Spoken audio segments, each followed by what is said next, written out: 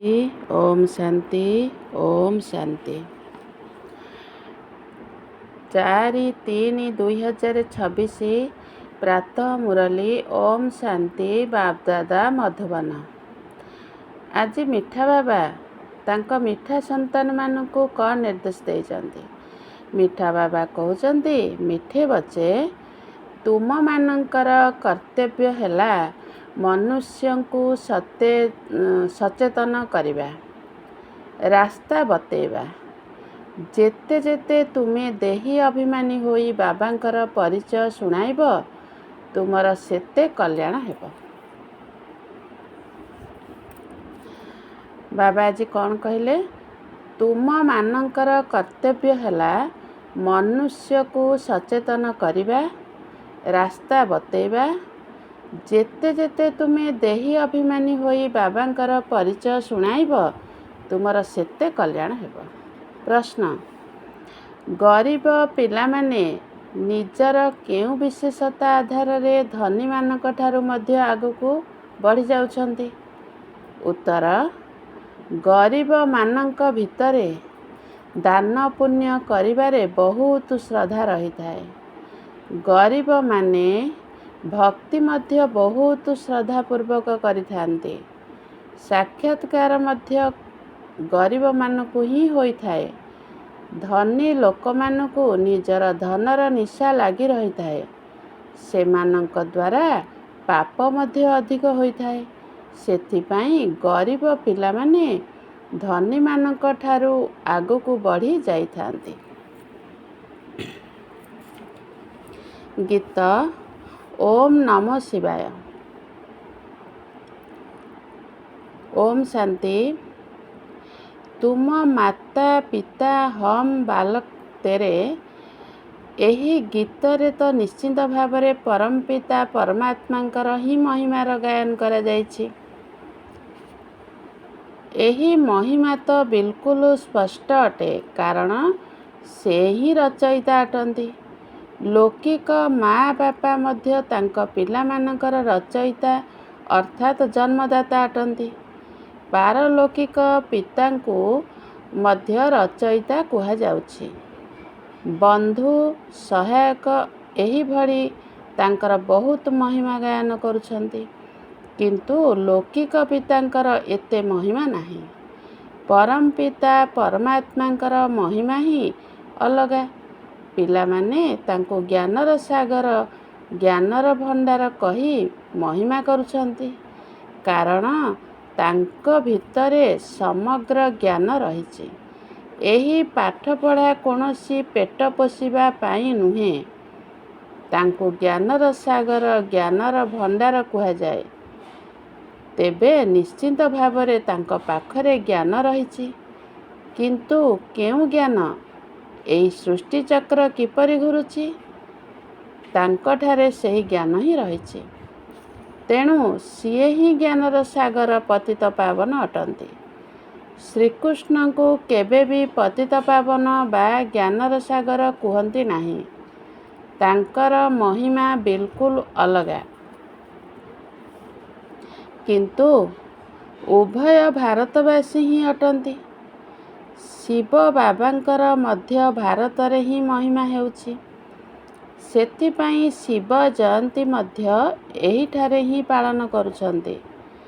श्रीकृष्णंकर जयंती एवं गीता जयंती मध्य एहिठारे ही पालन करुछंती। एही तीनिटी जयंती हैला मुख्य। एबे प्रश्न उठुछि, प्रथमे काहार जयंती होइथिबो? शिवंकर ना कृष्णंकर? मनुष्य तो बिल्कुल बाबा को भूली जाइछंती। श्रीकृष्णंकर जयंती को बहुत स्नेहर सहित खूब धूमधाम रे पालन करुछंती। शिव जयंती विषय सेते काहारी को जाना नहीं, ना कोनोसी गायन अछि। शिव आसी कौन करिछंती तांकर जीवन कहानी विषय काहाक भी जाना नहीं। श्रीकृष्णंक विषय तो बहुत कथा लिखि देइछंती। गोपी मानकु हरण करथिले, एमिति करथिले, सेमिति करथिले। श्रीकृष्णंकर चरित्र विषय विशेष भावे गोटे पत्रिका मध्य बाहरुछि। କିନ୍ତୁ ଶିବଙ୍କର ଚରିତ୍ର ଆଦି କିଛି ବି ନାହିଁ। ଶ୍ରୀକୃଷ୍ଣଙ୍କର ଜୟନ୍ତୀ କେବେ ହେଲା, ପୁଣି ଗୀତା ଜୟନ୍ତୀ କେବେ ହେଲା? ଶ୍ରୀକୃଷ୍ଣ ଯେତେବେଳେ ବଡ଼ ହେବେ ତେବେ ଯାଇ ତ ଜ୍ଞାନ ଶୁଣାଇବେ।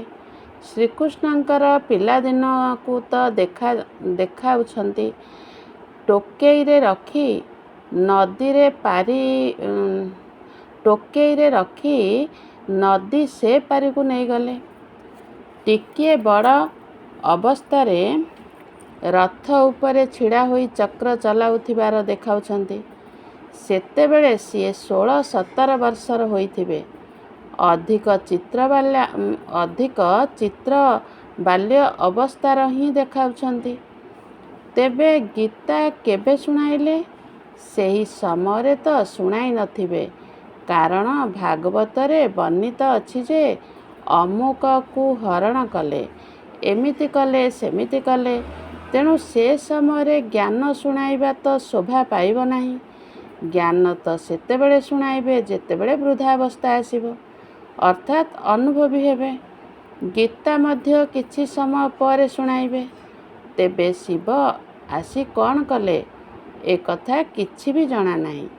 ସମସ୍ତେ ଯେପରି ଅଜ୍ଞାନ ନିଦ୍ରାରେ ଶୋଇ ଯାଇଛନ୍ତି। ବାବା କହୁଛନ୍ତି, ମୋର ଜୀବନ କାହାଣୀ ବିଷୟରେ କାହାକୁ ବି ଜଣା ନାହିଁ। ମୁଁ କ'ଣ କରିଛି? ମୋତେ ହିଁ ପତିତ ପାବନ କହୁଛନ୍ତି। ଯେତେବେଳେ ମୁଁ ଆସୁଛି ସେତେବେଳେ ମୋ ସହିତ ଗୀତା ମଧ୍ୟ ଅଛି। ମୁଁ ସାଧାରଣ ବୃଦ୍ଧ ଅନୁଭବୀ ଶରୀରରେ ଆସୁଛି। ଶିବ ଜୟନ୍ତୀ ମଧ୍ୟ ତୁମେମାନେ ଭାରତରେ ହିଁ ପାଳନ କରୁଛ। ଶ୍ରୀକୃଷ୍ଣ ଜୟନ୍ତୀ, ଗୀତା ଜୟନ୍ତୀ, ଏହି ତିନିଟି ହେଲା ମୁଖ୍ୟ। ରାମଙ୍କର ଜୟନ୍ତୀ ତ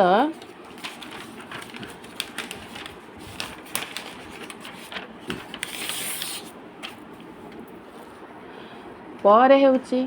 ବର୍ତ୍ତମାନ ସମୟରେ ଯାହା କିଛି ହେଉଛି ପରେ ତାହା ପାଳନ କରାଯାଇଥାଏ।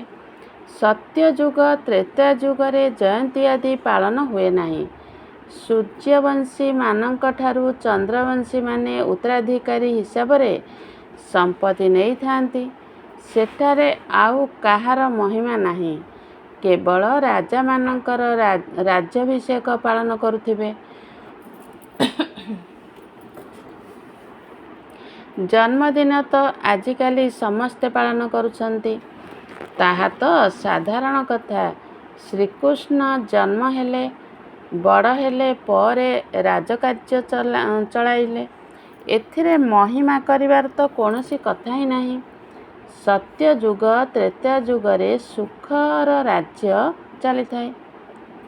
ସେହି ରାଜ୍ୟ କେବେ କିପରି ସ୍ଥାପନ ହେଲା, ତାହା ତୁମମାନଙ୍କ ବୁଦ୍ଧିରେ ଅଛି। ବାବା କହୁଛନ୍ତି, ପିଲାମାନେ, ମୁଁ କଳ୍ପର ସଙ୍ଗମ ଯୁଗରେ ଆସୁଛି। କଳି ଯୁଗର ଶେଷ ହେଲା ପତିତ ଦୁନିଆ, ସତ୍ୟ ଯୁଗର ଆରମ୍ଭ ପବିତ୍ର ଦୁନିଆ। ମୁଁ ତୁମର ପିତା, ତେଣୁ ତୁମମାନଙ୍କୁ ସମ୍ପତ୍ତି ନିଶ୍ଚିନ୍ତ ଦେବି। କଳ୍ପ ପୂର୍ବରୁ ମଧ୍ୟ ତୁମକୁ ବର୍ଷା ଦେଇଥିଲି। ସେଥିପାଇଁ ତୁମେମାନେ ଶିବ ଜୟନ୍ତୀ ପାଳନ କରିଆସୁଛ। କିନ୍ତୁ ମୋର ନାମକୁ ଭୁଲିଯିବା କାରଣରୁ ଶ୍ରୀକୃଷ୍ଣଙ୍କର ନାମ ଲେଖିଦେଇଛ। ଶିବ ବାବା ହିଁ ସର୍ବଶ୍ରେଷ୍ଠ ଅଟନ୍ତି ନା? ପ୍ରଥମେ ତ ତାଙ୍କର ଜୟନ୍ତୀ ହେବ, ତାପରେ ଯାଇ ସାକାର ମନୁଷ୍ୟମାନଙ୍କର ଜୟନ୍ତୀ ହେବ। ବାସ୍ତବରେ ଆତ୍ମାମାନେ ତ ସମସ୍ତେ ଉପରକୁ ଓହ୍ଲାଉଛନ୍ତି। ମୋର ମଧ୍ୟ ଅବତରଣ ହୋଇଛି। ଶ୍ରୀକୃଷ୍ଣ ତ ମାତା ଗର୍ଭରୁ ଜନ୍ମ ନେଇଥିଲେ, ପାଳନା ନେଇଥିଲେ। ଏଠାରେ ସମସ୍ତଙ୍କୁ ପୁନର୍ଜନ୍ମରେ ଆସିବାକୁ ହିଁ ପଡ଼ିବ। ଶିବ ବାବା ଏଠାକୁ ଆସୁଛନ୍ତି ସତ, କିନ୍ତୁ ପୁନର୍ଜନ୍ମ ନେଉନାହାନ୍ତି। ତେବେ ଏସବୁ କଥା ବାବା ଆସି ବୁଝାଉଛନ୍ତି। ବ୍ରହ୍ମା ବିଷ୍ଣୁ ଶଙ୍କରଙ୍କର ତ୍ରିମୂର୍ତ୍ତି ଚିତ୍ର ଦେଖାଉଛନ୍ତି ନା? କୁହନ୍ତି ବ୍ରହ୍ମାଙ୍କ ଦ୍ୱାରା ସ୍ଥାପନା, କାରଣ ଶିବଙ୍କର ତ ନିଜର ଶରୀର ହିଁ ନାହିଁ। ସିଏ ନିଜେ ଆସି ଶୁଣାଉଛନ୍ତି ଯେ ମୁଁ ୟାଙ୍କର ବୃଦ୍ଧ ଶରୀରରେ ଆସୁଛି। ଇଏ ନିଜର ଜନ୍ମକୁ ଜାଣିନାହାନ୍ତି। ୟାଙ୍କର ବହୁତ ଜନ୍ମର ଏହା ଶେଷ ଜନ୍ମ ଅଟେ। ତେବେ ପ୍ରଥମେ ବୁଝାଇବାକୁ ପଡ଼ିବ ଯେ ଶିବ ଜୟନ୍ତୀ ବଡ଼ ନା ଶ୍ରୀକୃଷ୍ଣ ଜୟନ୍ତୀ ବଡ଼। ଯଦି ଶ୍ରୀକୃଷ୍ଣ ହିଁ ଗୀତା ଶୁଣାଉଛନ୍ତି, ତେବେ ଗୀତା ଜୟନ୍ତୀ ତ ତାଙ୍କ ଜନ୍ମର ବହୁତ ବର୍ଷ ପରେ ହେବା ଉଚିତ। କାରଣ ଶ୍ରୀକୃଷ୍ଣ ବଡ଼ ହେବେ, ଏହା ସବୁ ବୁଝିବାର କଥା ନା। କିନ୍ତୁ ବାସ୍ତବରେ ଶିବ ଜୟନ୍ତୀ ପରେ ତୁରନ୍ତ ଗୀତା ଜୟନ୍ତୀ ଆସୁଛି।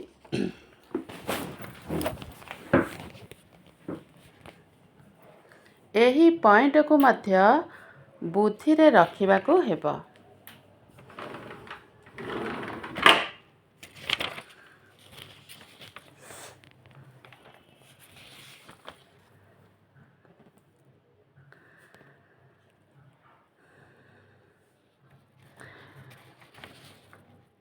ପଏଣ୍ଟ ତ ଅନେକ ଅଛି, ଯାହାକୁ ନୋଟ୍ ନ କଲେ ମନେ ରହିବ ନାହିଁ। ବ୍ରହ୍ମା ବାବା ତାଙ୍କର କେତେ ନିକଟରେ ଅଛନ୍ତି, ତାଙ୍କର ରଥ ମଧ୍ୟ ଅଟନ୍ତି।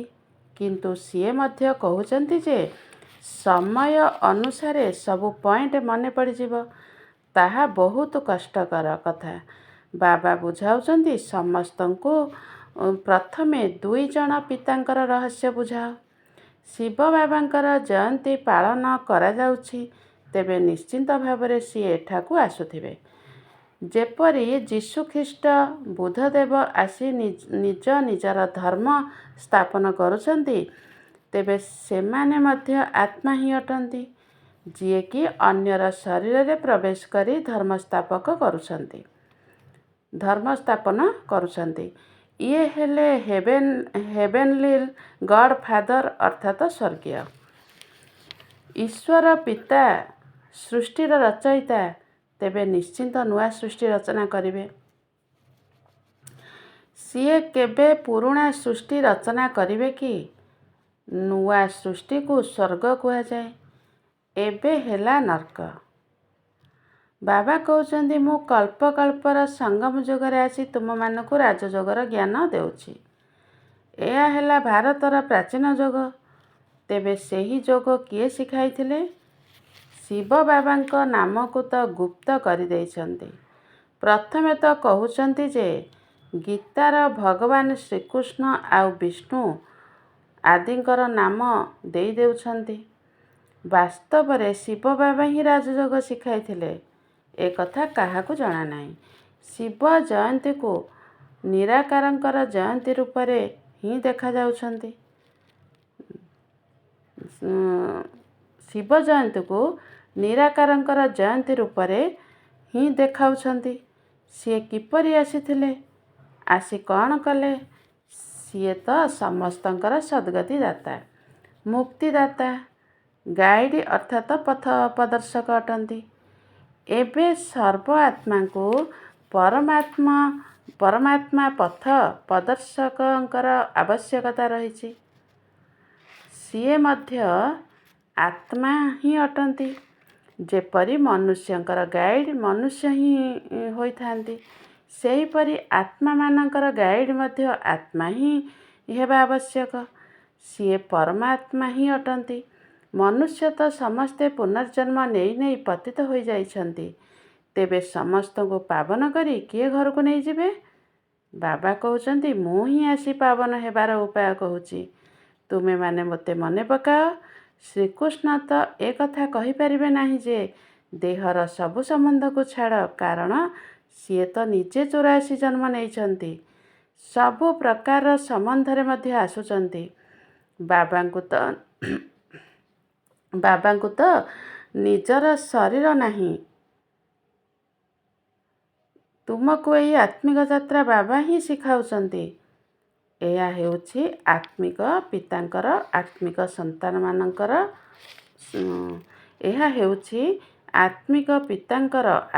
ସନ୍ତାନମାନଙ୍କ ପ୍ରତି ଆତ୍ମିକ ଜ୍ଞାନ। ଶ୍ରୀକୃଷ୍ଣ କାହାର ଆତ୍ମିକ ପିତା ତ ନୁହନ୍ତି ନା। ମୁଁ ସବୁ ଆତ୍ମାମାନଙ୍କର ଆତ୍ମିକ ପିତା ଏବଂ ଗାଇଡ଼ ମଧ୍ୟ ଅଟେ। ମୁକ୍ତିଦାତା, ପଥ ପ୍ରଦର୍ଶକ, ଆନନ୍ଦର ଭଣ୍ଡାର, ସଦା ପବିତ୍ର, ସବୁ କିଛି ମୋ ପାଇଁ ହିଁ କୁହାଯାଉଛି। ଏବେ ମୁଁ ଏହି ଶରୀର ଦ୍ୱାରା ତୁମ ଆତ୍ମାମାନଙ୍କୁ ଜ୍ଞାନ ଦେଉଛି। ତୁମେ ମଧ୍ୟ ଶରୀର ଦ୍ୱାରା ଜ୍ଞାନ ଗ୍ରହଣ କରୁଛ। ସିଏ ହେଲେ ଗଡ୍ ଫାଦର ବା ଈଶ୍ୱର ପିତା। ସିଏ ନିଜର ରୂପ ସମ୍ବନ୍ଧରେ ମଧ୍ୟ ବତାଉଛନ୍ତି। ଯେମିତି ଆତ୍ମା ବିନ୍ଦୁ, ସେମିତି ପରମାତ୍ମା ମଧ୍ୟ ବିନ୍ଦୁ ଅଟନ୍ତି। ଏହା ମଧ୍ୟ ନିୟତି ଅଟେ ନା। ଏତେ ଛୋଟ ତାରକା ସଦୃଶ ଆତ୍ମା ଭିତରେ 84 ଜନ୍ମର ପାର୍ଟ ଭରି ହୋଇ ରହିଛି। ବାସ୍ତବରେ ଏହାକୁ ହିଁ ସବୁଠାରୁ ବଡ଼ ପ୍ରାକୃତିକ କଥା କୁହାଯିବ। ଏହା ହିଁ ନିୟତି ଅଟେ। ବାବାଙ୍କର ମଧ୍ୟ ଡ୍ରାମାରେ ପାର୍ଟ ରହିଛି, ଯିଏକି ଭକ୍ତି ମାର୍ଗରେ ମଧ୍ୟ ତୁମର ସେବା କରୁଛନ୍ତି। ତୁମ ଆତ୍ମାରେ 84 ଜନ୍ମର ପାର୍ଟ ଅବିନାଶୀ ଅଟେ। ଏହାକୁ ହିଁ କୁହାଯାଉଛି ନିୟତି। ଏହାର ବର୍ଣ୍ଣନା କିପରି କରାଯିବ? ଆତ୍ମା ଏତେ ଛୋଟ, ଏକଥା ଶୁଣି ଆଶ୍ଚର୍ଯ୍ୟ ହେଉଛନ୍ତି। ଆତ୍ମା ମଧ୍ୟ ତାରକା ସଦୃଶ, କିନ୍ତୁ ସମ୍ପୂର୍ଣ୍ଣ 84 ଜନ୍ମ ଭୋଗ କରୁଛି। ସୁଖ ମଧ୍ୟ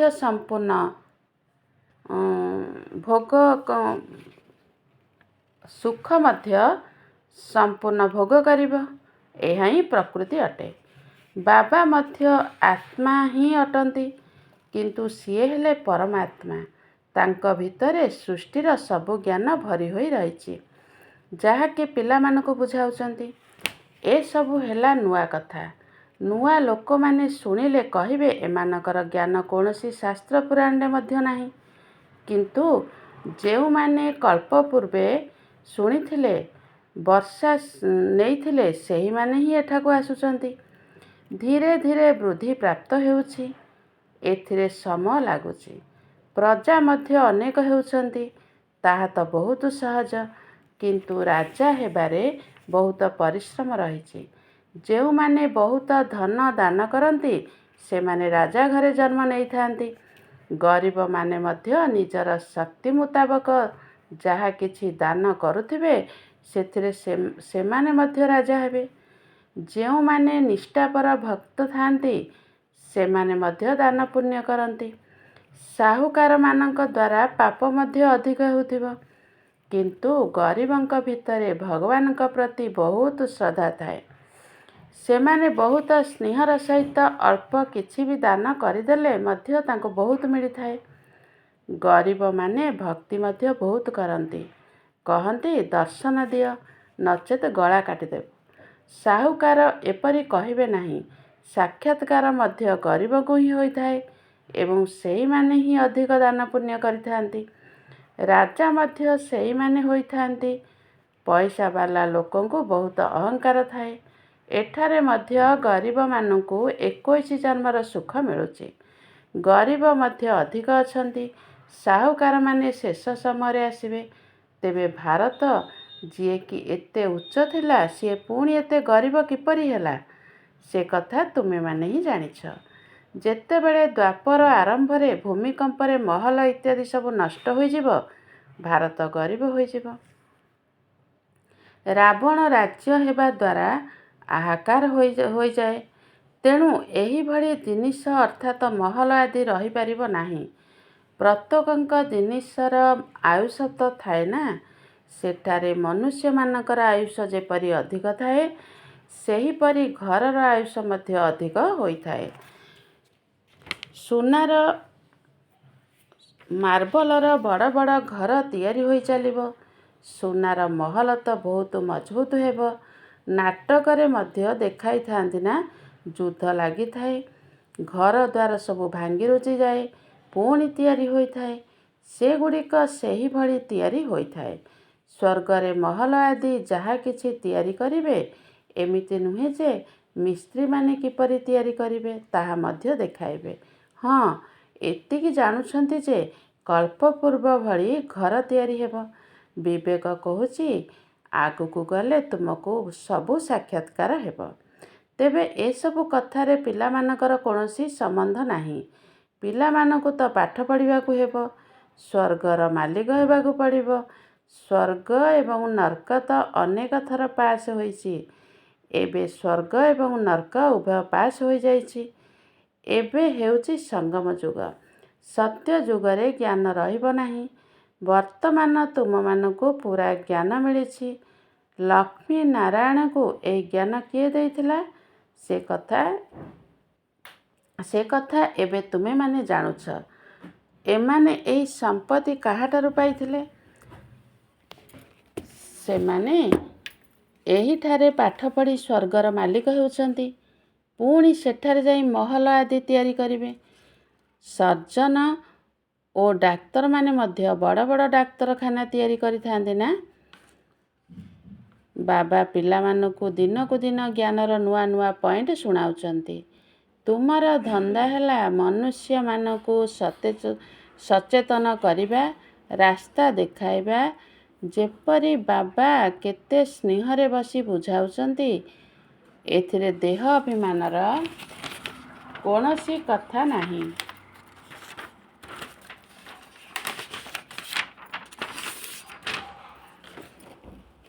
ବାବା କେବେ ବି ହେଲେ ଦେହ ଅଭିମାନ ହୋଇପାରିବେ ନାହିଁ। ତୁମକୁ ଦେହୀ ଅଭିମାନୀ ହେବାରେ ହିଁ ପରିଶ୍ରମ କରିବାକୁ ପଡ଼ୁଛି। ଯେଉଁମାନେ ଦେହୀ ଅଭିମାନୀ ହୋଇ ବାବାଙ୍କର ପରିଚୟ ଦେଉଛନ୍ତି, ବୁଝିବାକୁ ହେବ ଯେ ସେମାନେ ଅନେକଙ୍କର କଲ୍ୟାଣ କରୁଛନ୍ତି। ପ୍ରଥମେ ଦେହ ଅଭିମାନ ଆସେ, ତାପରେ ପୁଣି ଅନ୍ୟାନ୍ୟ ବିକାର ସବୁ ଆସିଥାନ୍ତି। ଲଢ଼େଇ ଝଗଡ଼ା କରିବା, ନବାବଙ୍କ ଭଳି ବ୍ୟବହାର କରିବା, ଏସବୁ ହେଲା ଦେହ ଅଭିମାନ। ଯଦିଓ ଏହା ଆମର ରାଜଯୋଗ, କିନ୍ତୁ ବହୁତ ସାଧାରଣ ଭାବରେ ରହିବାକୁ ହେବ। କିନ୍ତୁ ଟିକିଏ ଟିକିଏ କଥାରେ ଅହଙ୍କାର ଆସିଯାଉଛି।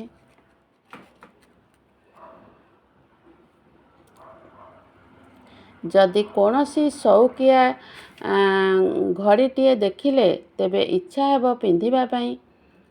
ମନ ଭିତରେ ବିଚାର ଚାଲିବ। ଏହାକୁ ମଧ୍ୟ ଦେହ ଅଭିମାନ କୁହାଯାଏ।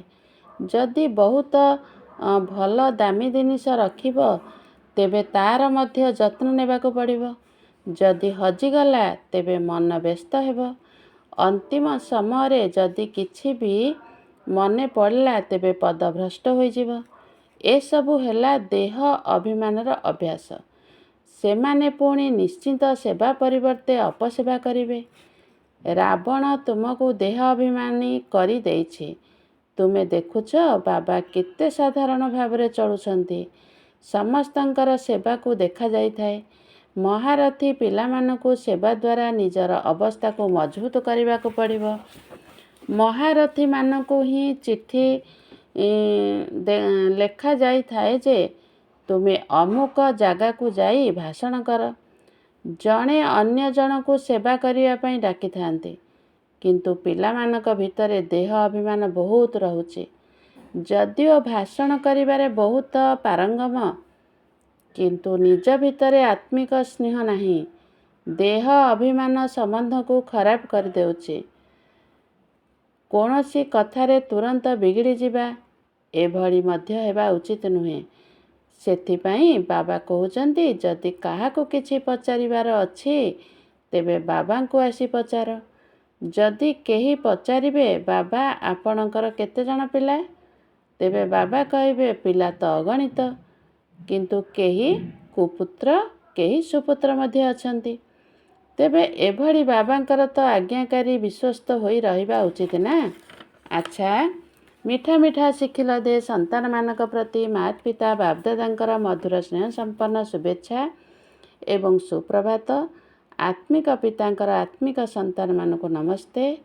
ଆତ୍ମିକ ସନ୍ତାନମାନଙ୍କ ତରଫରୁ ଆତ୍ମିକ ପିତାଙ୍କୁ ଆଉ ବାପଦାଦାଙ୍କୁ ନମସ୍ତେ ନମସ୍ତେ ନମସ୍ତେ।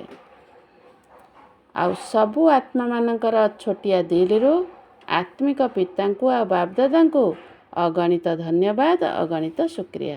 शुक्रिया बाबा, शुक्रिया बाबा, शुक्रिया बाबा, आपन को बहुत बहुत शुक्रिया। धारणा पाई मुख्य सारांश। 1 नंबर पॉइंट, देह अभिमान रे आसी कौनसी प्रकार फैशन करिवार नाही, कौनसी जिनिसर अधिक शौक रखिबार नाही, बहुत बहुत साधारण भाव में चलिबाकु हेबो। 2 नंबर पॉइंट, परस्पर भितरे बहुत बहुत स्नेहर सहित चलिबाकु हेबो, केबे हेले संबंध खराब करिबार उचित नुहे, करिबा उचित नुहे। बाबांकर सुपुत्र संतान हेबार अछि, अहंकार रे केबे हेले आसीबार नाही। वरदान आज बाबा कौन वरदान देइचंती? विशेष वरदान कौन? निज भाग्यर एवं भाग्य विधातांकर गुणगान करुथिबा सदा प्रसन्नचित्त भव। बाबा आज कौन विशेष वरदान देले तांका संतान मानकु? निज भाग्यर एवं भाग्य विधातांकर गुणगान करुथिबा सदा प्रसन्नचित्त भव। समस्त ब्राह्मण पिलामानकु जन्म हेबा मात्रके जन्मसिद्ध अधिकार रूप में मुकुट, तिलक एवं सिंहासन प्राप्त होइथाए। तेणु एही भली चमकुथिबा भाग्यर तारकांकु देखि निजर भाग्यर एवं भाग्य विधातांकर गुण गान कर, जहाद्वारा तुमे गुण संपन्न होइजिब, किंतु निजर दुर्बलता गुड़िकर गुणगान कर नाही। केवल भाग्यर ही गुणगान कर। जदि सर्वदा प्रश्न ठारू ऊर्ध्वरे रहिब, तेबे जाई सर्वदा प्रसन्नचित्त होई रहिबार वरदान प्राप्त हेब एवं अन्यमानकु मध्य सहजरे प्रसन्न करि पारिब। स्लोगान आज बाबा कौन कहले? इकोनॉमी एवं इकोनॉमी अर्थात मितव्ययी होई चलिबा ही ब्राह्मण जीवन रे सफलतार आधार अटे। स्लोगान बाबा कौन कहले? इकोनॉमी एवं इकोनॉमी अर्थात मितव्ययी होई चलिबा ही ब्राह्मण जीवन रे सफलतार आधार अटे। अव्यक्त इशारा निश्चयर मूलदुआ को मजबूत करी सर्वदा निर्भय एवं निश्चिंत रुह।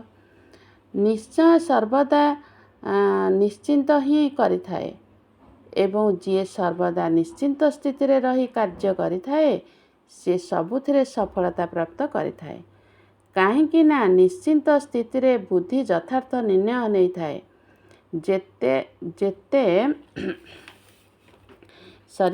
तेबे यथार्थ निश्चयर आधार हैला निश्चय बुद्धि, निश्चिंत बुद्धि, सेथिरे भाबिबार मध्य आवश्यकता न थाए। ओम शांति, ओम शांति, ओम शांति।